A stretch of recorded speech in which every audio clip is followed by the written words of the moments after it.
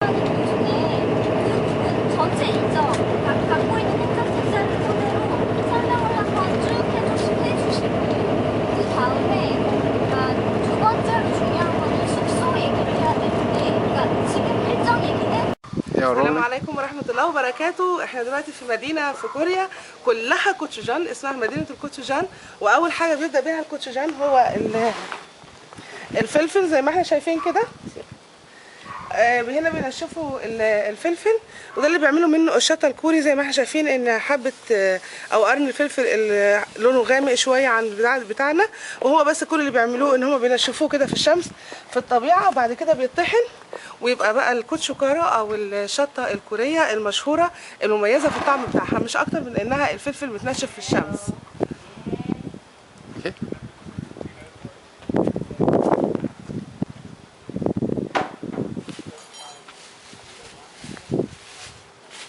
Shooting, okay? عادي.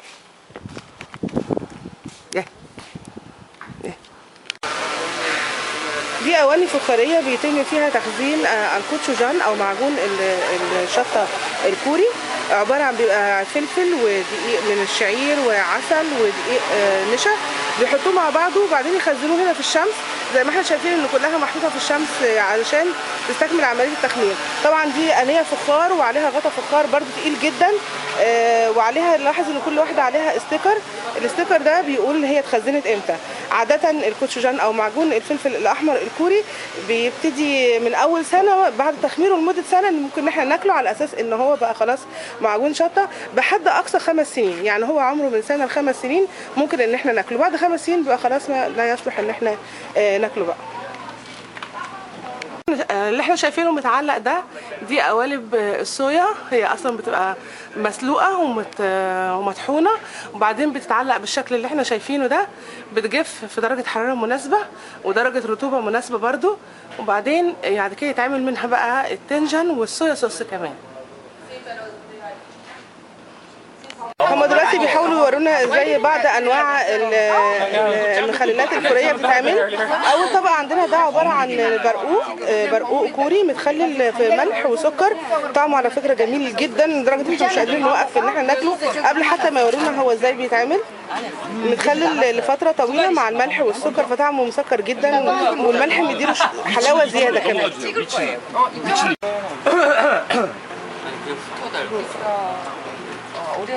ده الكنتالوب او الميلون الكوري، وده متخلل في ميه وملح بس، ولسه بعد كده هنشوف ازاي بيتعمل.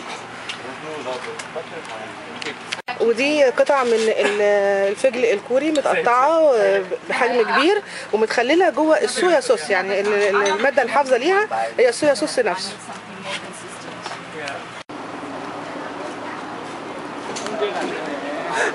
I didn't stop. دي نبتة برسيمون او نبتة الكاكا الحلوة اللي هي عبارة عن فاكهة، لكن هنا بتكون لسه ما استوتش قوي. بياخدوها وبعدين بيخلوها في المية والملح، وبعد فترة يشيلوها من المية والملح وبعدين يعملوها مع كوتشوجان على مراحل. يعني مثلا تتعمل مرة وتتساب 3 شهور، ترجع تاني نحط طبقة كوتشوجان ونعملها تاني.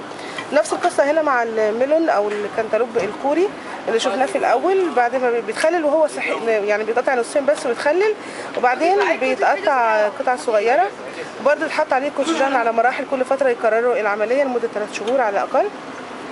ده توم برده معمول بنفس الطريقه، بيتخلل وبعدين بيتعمل مع الكوتشوجان. ده الفجل الكوري الاول بيتخلل وهو صحيح مع الصويا صوص لمده سنه، وبعد كده يتقطع شرايح ويتخلل يتحط معاه توم وزيت سمسم، وطعمه على فكره رائع.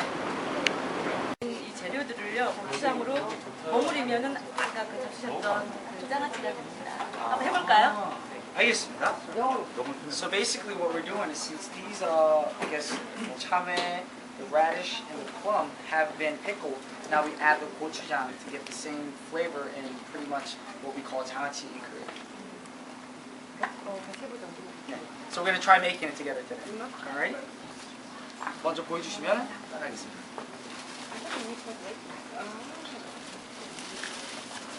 일단 원재료를 여기다가 레시피부터 할까요? 네. 어떻게 넣겠습니다.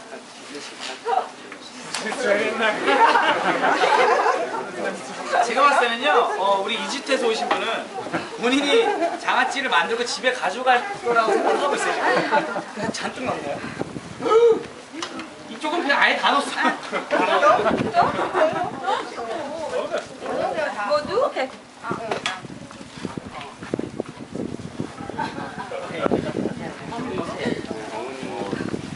이쪽도 몇 스푼 정도 돼요? How about you go? 이 믹스. Yeah. I can't.